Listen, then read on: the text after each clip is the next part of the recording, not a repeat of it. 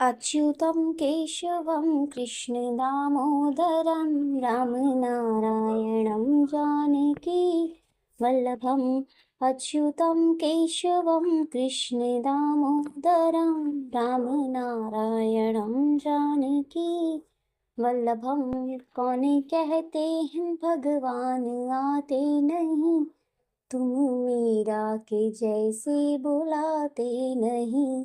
अच्युतं केशवं कृष्णदामोदरं रामनारायणं जानकी वल्लभम। राधे राधे। हरे कृष्णा। जय श्री हरि। प्रिय भक्तों, स्वागत है आपका आपके अपने चैनल रुद्राज स्पिरिचुअल स्वैग में। आप सभी भक्तों का दिन शुभ और मंगलमय हो। अधिमास, जिसे पुरुषोत्तम मास भी कहा गया है, भगवान श्री कृष्ण को अत्यंत प्रिय है। इस पावन मास में किए गए जप, तप, दान और कथा श्रवण का फल कई गुना बढ़ जाता है। तो आइए श्रद्धा और भक्ति के साथ अधिमास महात्म्य की दिव्य कथा का श्रवण करते हैं। अपने मन में कुल देवी देवताओं का ध्यान करते हुए प्रिय भक्तों, आज हम श्रवण करेंगे अधिमास के कथा अध्याय 20 का। ओम श्री वैष्णवे नमः। सूत जी बोले, हे विप्रो, नारायण के मुख से राजा दर्धनवा के पूर्व जन्म का वृत्तांत श्रवण कर अत्यंत तृप्ति न होने के कारण नारद मुनि ने श्री नारायण से पूछा। नारद जी बोले, हे तपोधन, महाराज दर्धनवा ने मुनि श्रेष्ठ वाल्मीकि जी से क्या कहा, सो विस्तार सहित विनीत मुझको कहिए। नारायण बोले, हे नारद, सुनिए। राजा दर्धनवा ने महाप्राज्ञ मुनि श्रेष्ठ वाल्मीकि मुनि की प्रार्थना कर जो कुछ कहा सो मैं कहूँगा।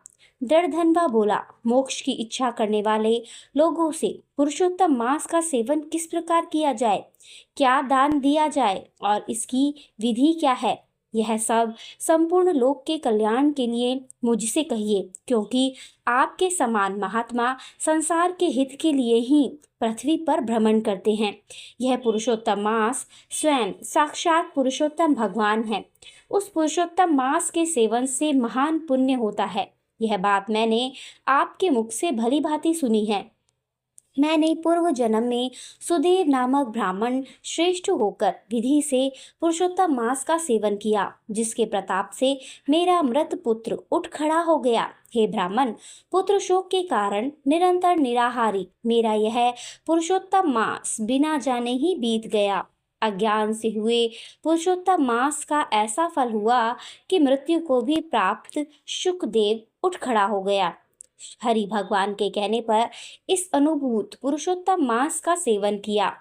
हे तपोधन, मुझे इस जन्म में यह सब विस्मृत हो गया, इसलिए इस पुरुषोत्तम मास का पूजन विधान पूर्वक मुझसे फिर कहिए। वाल्मीकि जी बोले, ब्रह्म मुहूर्त में उठकर पर ब्रह्म का चिंतन कर उसके बाद बड़े पात्र में जल लेकर नैऋत्य दिशा में जाए। पुरुषोत्तम मास को सेवन करने वाला शौच के लिए ग्राम से बहुत दूर जाए।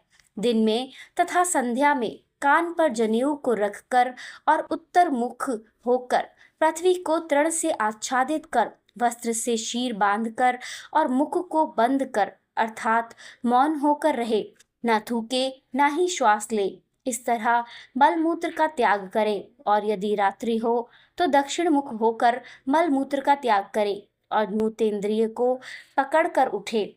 शुद्ध मिट्टी को ले आलस्य छोड़कर दुर्गंध दूर करने के लिए मृतिका से शुद्धि करे। लिंग में 1 बार, गुदा में 5 बार, बाएं हाथ में 3 बार, दोनों हाथों में 10 बार मिट्टी लगावे, दोनों पैरों में 15 बार लगावे। यह गृहस्थ आश्रमी को शौच कहा है।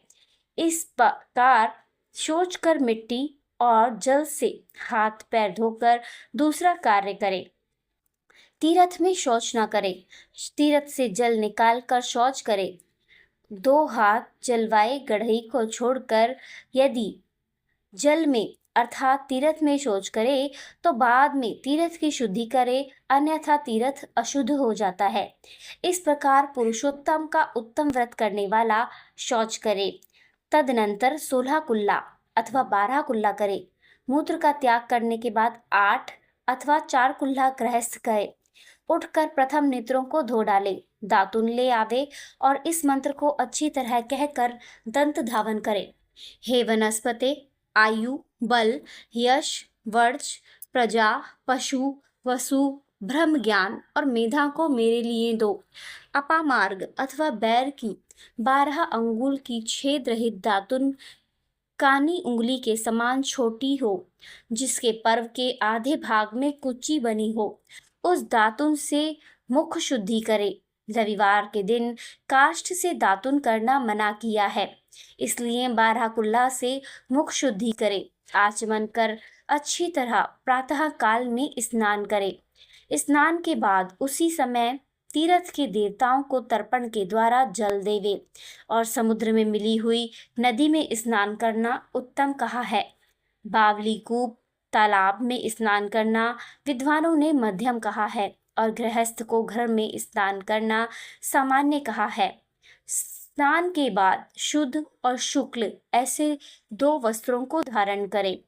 ब्राह्मण कंधे पर रखे जाने वाले उत्तरीय वस्त्र को सावधानी के साथ हमेशा धारण करे। पवित्र स्थान पूर्व मुख अथवा उत्तर मुख होकर बैठे और शिखा बांधकर दोनों जांघों के अंदर हाथों को रखे। कुश की पवित्री हाथ में धारण कर आचमन क्रिया को करे। ऐसा करने से पवित्री अशुद्ध नहीं होती है, परंतु भोजन करने से पवित्री अशुद्ध हो जाती है, इसलिए भोजन के बाद उस पवित्री का त्याग करे। आचमन के बाद गोपी चंदन की मिट्टी से तिलक धारण करे। यह तिलक ऊर्ध्व पुंड्र हो, सीधा हो, सुंदर हो, दंड के आकार का हो, ऐसा धारण करे। ऊर्ध्व पुंड्र हो अथवा त्रिपुंड्र हो, उसके मध्य में छिद्र बनावे।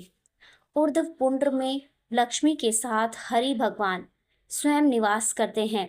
त्रिपुंड्र में पार्वती सहित साक्षात शंकर भगवान सर्वदा वास करते हैं।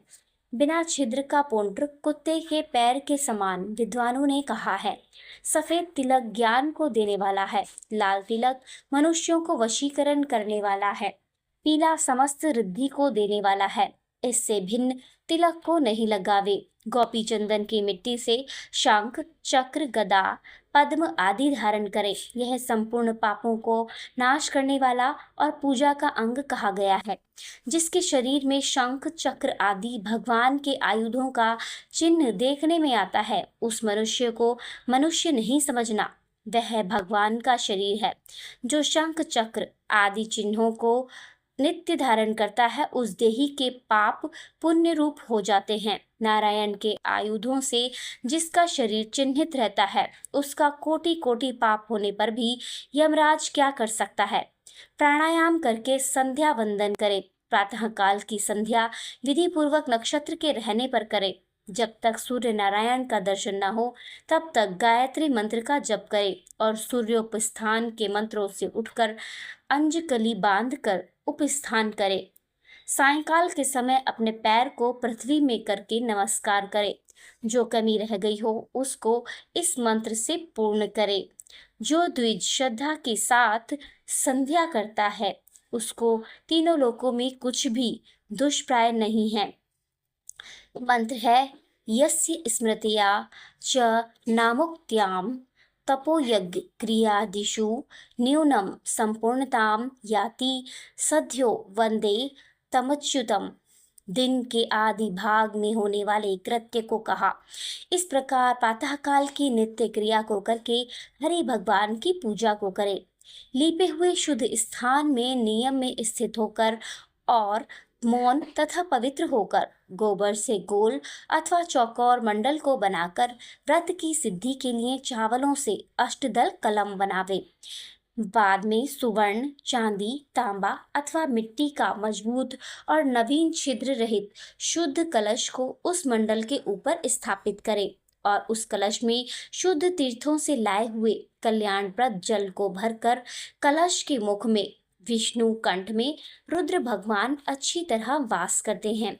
उसके मूल में ब्रह्मा जी स्थित रहते हैं। मध्य भाग में मातृगण कहे गए हैं। कोख में समस्त समुद्र और 7 द्वीप वाली वसुंधरा, ऋग्वेद, यजुर्वेद, सामवेद और अथर्ववेद, व्याकरण आदि अंगों के साथ सब कलश में स्थित हों। इस प्रकार कलश को स्थापित करके उसमें तीर्थों का आवाहन करें। गंगा, गोदावरी, कावेरी, सरस्वती मेरी शांति के लिए तथा पापों का नाश करने हेतु आवे। तदनंतर उस कलश का मंत्र पाठ पूर्वक गंध, अक्षत, नैवेद्य और उस काल में होने वाले पुष्प आदि उपचारों से पूजन करके उसके ऊपर पीले वस्त्र में लपेटा हुआ तांबे का पात्र स्थापित करें। उस पात्र के ऊपर राधा के साथ हरि की मूर्ति को स्थापित करें। राधा के सहित सुवर्ण की पुरुषोत्तम भगवान की प्रतिमा बनावे और भक्ति में तत्पर होकर विधि के साथ उस प्रतिमा की पूजा करें। पुरुषोत्तम मास के पुरुषोत्तम देवता हैं। पुरुषोत्तम मास के आने पर उनकी पूजा करनी चाहिए। जो इस संसार सागर में डूबे हुए को उबारता है, उसकी इस लोक में भी मृत्यु। धर्म वाला कौन मनुष्य पूजा नहीं करता है। ग्राम फिर मिलते हैं, धन फिर मिलता है, पुत्र फिर मिलते हैं, ग्रह भी फिर मिलता है, शुभ अशुभ कर्म फिर मिलते हैं, परंतु शरीर फिर नहीं मिलता है। उस शरीर की रक्षा धर्म के लिए और धर्म की रक्षा ज्ञान के लिए हुआ करती है और ज्ञान से मोक्ष सुलभ हुआ करता है। इसलिए धर्म को करना चाहिए। देह रूप वृक्ष का फल सनातन धर्म कहा गया है। जो शरीर धर्म से रहित है वह बांझ वृक्ष के समान निष्फल है। सहायता के लिए न माता कही गई है, न स्त्री पुत्र आदि कहे गए हैं, तथा न पिता, न सहोदर भाई, न धन कहे गए हैं। केवल धर्म ही उसका प्रधान कारण कहा गया है। वृद्धा अवस्था सिंहनी के समान भय देने वाली है और रोग शत्रु के समान पीड़ा देने वाले हैं। फूटे हुए बर्तन से जल गिरने के समान आयु प्रतिदिन क्षीण होती रहती है। जल के तरंग के समान चंचल लक्ष्मी, पुष्प के समान क्षण मात्र में मुरझाने वाली युवा अवस्था, स्वप्न के राज्य सुख के समान संसार के विषय सुख प्रवृत्ति सब निरर्थक हैं। धन चंचल है, चित्त चंचल है और संसार में होने वाला सुख भी चंचल है। ऐसा जानकर संसार से विरक्त होकर धर्म के साधन में तत्पर होवे। जैसे सर्प से आधा देह निगल जाने पर भी मेढक मक्खी को खाने की इच्छा करता ही रहता है, उसी प्रकार काल से ग्रसा हुआ जीव दूसरे को पीड़ा देने में तथा दूसरे का धन अपहरण करने में प्रेम करता है। मृत्यु से ग्रस्त आयु वाले पुरुष को सुख क्या हर्ष करता है। वध के लिए वध स्थान को पहुंचाए जाने वाले पशु के समान सब सुख व्यर्थ हैं।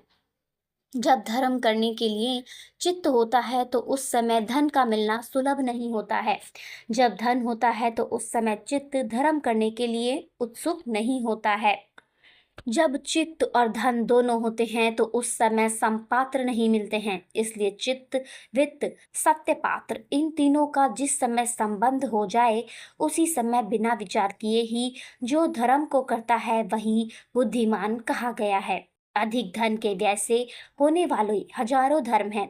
पुरुषोत्तम मास में थोड़े धर्म से महान धर्म होता है। स्नान, दान, कथा में विष्णु भगवान का स्मरण करना, इतना भी उत्तम धर्म यदि किया जाए तो वह महान भय से रक्षा करता है। जिस प्रकार गंगा ही तीर्थ है, कामदेव ही धनुषधारी हैं, विद्या ही धन है और गुण ही रूप है, उसी तरह संपूर्ण महीनों में उत्तम पुरुषोत्तम मास अर्थात पुरुषोत्तम ही है। यद्यपि यह पुरुषोत्तम मास प्रथम समस्त कार्यों में तथा समस्त यज्ञों में अत्यंत निंद्य था, तो भी भगवान के प्रसाद से पृथ्वी में साक्षात भगवान के नाम से प्रसिद्ध हुआ। जिस प्रकार हाथी के पैर में सब प्राणियों के पैर लीन हो जाते हैं, उसी तरह समस्त धर्म और कला समस्त पुरुषोत्तम में विलीन हो जाते हैं। जिस प्रकार और नदियों की तुलना गंगा के समान नहीं की जा सकती, कल्प वृक्ष के समान अन्य समस्त वृक्ष नहीं कहे जा सकते, चिंतामणि के समान दूसरे रत्न पृथ्वी में नहीं हो सकते, कामधेनु के समान दूसरी गौ नहीं हो सकती, राजा के समान दूसरे पुरुष नहीं हो सकते, वेदों के समान समस्त शास्त्र नहीं होते, उसी प्रकार समस्त पुण्यकाल इस पुरुषोत्तम मास के पुण्यकाल के समान नहीं हो सकते। पुरुषोत्तम मास के देवता पुरुषोत्तम भगवान हैं, इसलिए भक्ति और श्रद्धा से पुरुषोत्तम भगवान की पूजा करनी चाहिए। शास्त्र को जानने वाला कुशल, शुद्ध, वैष्णव, सत्यवादी और विप्र आचार्य को बुलाकर उसके द्वारा पुरुषोत्तम की पूजा करें। अंतःकरण में होने वाले मोह, काम, क्रोध, लोभ, मद, मात्सर्य आदि रूप बड़ी बड़ी मछलियों से पूर्ण अत्यंत गंभीर वेग वाले इस संसार रूप सागर को पार करने की इच्छा करता है। वह इस भारतवर्ष में आदि देवता पुरुषोत्तम भगवान का अच्छी तरह से पूजन करे। इस प्रकार पुरुषोत्तम मास महात्म्य का 20वां अध्याय की कथा यहीं समाप्त होती है। इसके आगे की कथा आप अगले अध्याय में सुनेंगे। प्रिय भक्तों, जो भी भक्त सच्चे मन से पुरुषोत्तम मास की कथा सुनता और सुनाता है, उसके जीवन के अनेक कष्ट दूर हो जाते हैं और भगवान श्री हरि की विशेष कृपा उसे प्राप्त होती है। अधिक मास महात्म्य की यह पावन कथा यहीं पूर्ण नहीं होती है। भगवान श्री हरि से प्रार्थना है कि आपने जीवन में सुख, शांति, समृद्धि और आध्यात्मिक उन्नति प्रदान करें। यदि आपको यह कथा पसंद आई हो तो वीडियो को लाइक करें, अपने प्रियजनों के साथ शेयर करें और चैनल को सब्सक्राइब अवश्य करें। राधे राधे, हरे कृष्णा, जय श्री हरि, ओम श्री वैष्णवे नमः।